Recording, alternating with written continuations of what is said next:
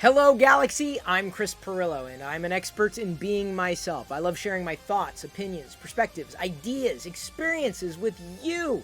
So thank you so much for liking, for watching these advice videos in totality, and commenting, especially if there's advice you want me to give you, because I want to prioritize those in my community who are asking for my help, including from one individual who was asking me advice last night that I felt I could give. Kind of, because I've been in the situations before, and there's a possibility that you've been in these situations before as well, so prioritizing this. Anonymous Canadian 85 asks, there's a girl I really like. How do I know if she's interested, or if I'm just wasting my time? Find out. That's my answer. Thanks again for watching, everybody. I appreciate your support. No, seriously, that's kind of what it comes down to. You got to find out. You're asking me, how do I know? You got to do it. Because you're thinking about doing it, and you're obviously interested in doing it, but you gotta do it. I mean, so much of our lives are wasted waiting and thinking when we know we're just going to have to do it. What are you waiting for? Are you waiting for someone else to ask her out? I mean, this is the classic scenario on Frasier, right? Niles waits forever to ask Daphne out, and he always misses out on the opportunity for one reason or another. So you just gotta do it. That's the bottom line. So I don't know anything about this other person at all. I don't know if you've only seen her at a distance. I don't know if you've seen her once, twice, 3 times over. I don't know if you've talked before. I don't know the context. Do you work with her? Did you go to school with her? I don't have any kind of frame of reference here, so it's very difficult to give specific advice, but I've got some general suggestions I'm going to make, because I've been in this situation too. I know what it's like to be vulnerable, to put yourself out there, knowing full well you could get crushed. And that's the worst thing when you've got a crush on someone, but you still gotta find out. Here's something to think. What's the worst that could happen? Seriously, what's the worst that could happen? She says no. Okay, you got your answer. You no longer have to waste your time, and you can go on with your life. You know, you don't have to spend cycles doing nothing, right? You could spend all your time and attention doing things that you enjoy, rather than just eating yourself up because you don't have an answer to the question. By the way, this applies to more than just dating or meeting people, right? So, in a scenario where you want to find out if they're interested in you, you got to ask. But my recommendation is, while you need to be genuine, and you need to do it yourself, don't pussyfoot around it, don't ask other people for you. You're not in high school or grade school, at least not that I know of. You know, you owe it to yourself and to her to approach them directly. Do it in a safe environment. You don't want to corner someone. You don't want to chase them down. You don't want to be creepy. I'm going to virtually underscore that 4,000 times in this video, because that's the worst thing you could do, right? Because while you're being vulnerable and you're asking, maybe not immediately, but eventually in the course of a potential conversation, you're asking if they're interested, and at least finding out if they're interested, aka asking them out for a date or a coffee. Not very non-committal, very, very casual. You have to be able to read the cues.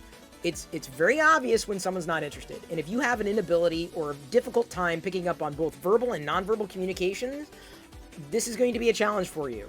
It's going to be a tremendous challenge for you, I'm not going to lie.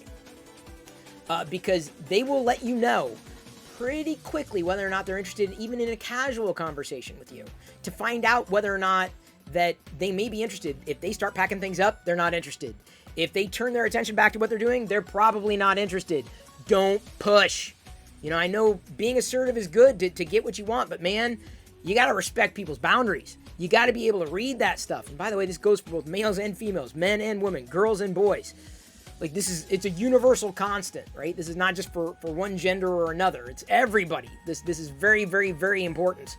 Because I've been in those situations where I've been just emoting these cues that I think are just blatantly apparent, but the person is not getting them. So I hope you can recognize when someone is not interested in anything having to do with you. That should be pretty. If they're quick with you, if they're short with you, if they don't want to do anything with you and continue it, you got your answer. Not interested. Great, move on. You were vulnerable for a moment. You're crushed. You'll get over it. You will. I promise you, you will get over it. unless you are pinning your future hopes and dreams on someone you don't even know is interested in you. That's a different problem altogether.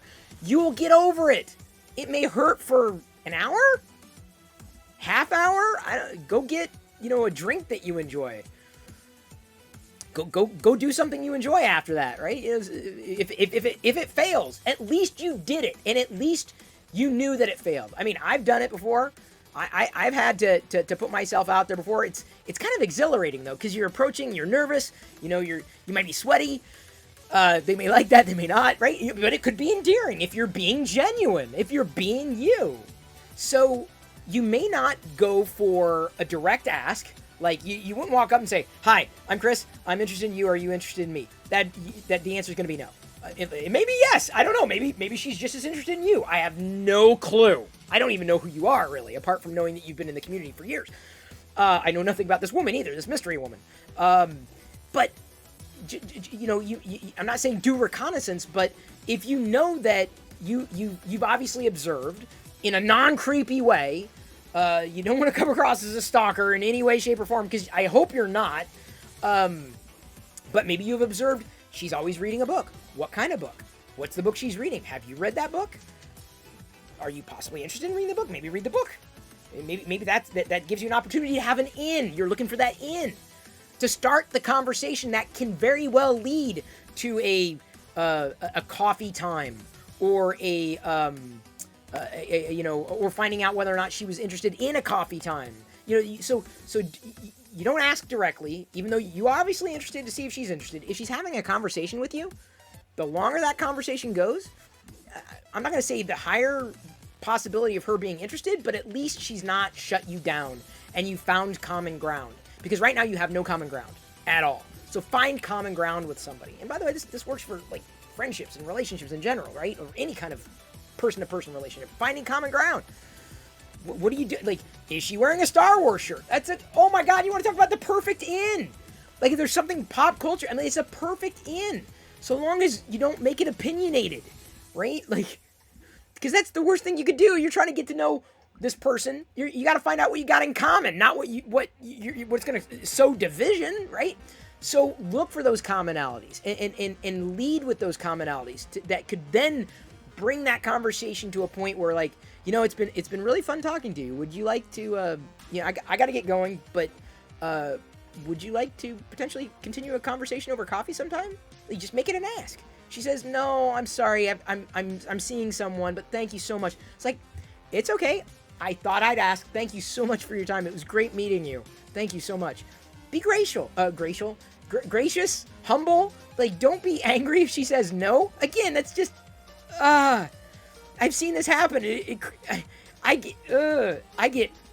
feel icky when I see someone do that. Like, dude, seriously.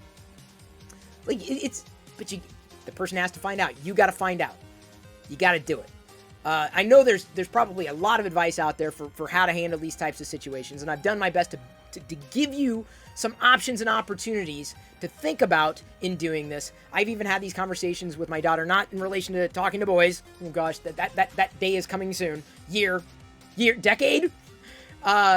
She's afraid to talk to someone to see if she wants to play with her. And I said, "Well, what's the worst that can happen?" She says no. Okay, great. How many other kids are on the playground? Okay, you'll get over it, honey. I know you will. I'm not calling you honey. I don't know you that well. But when I've had these conversations with her, contextualize it. You'll be fine. But you've got to ask, otherwise you're never gonna know. And then you're gonna regret not asking. Just ask and find out. Do your best. Be yourself. Be genuine. Don't be creepy.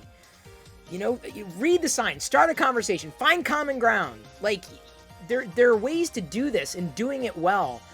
And I hope you don't crash and burn. I really do. I wish you well. If anybody else has any advice for this person or anybody in this situation, feel free to put it out there, because you may have better advice than I do. Because I can tell you one thing, and this goes for everything I've ever put out there: I don't know everything.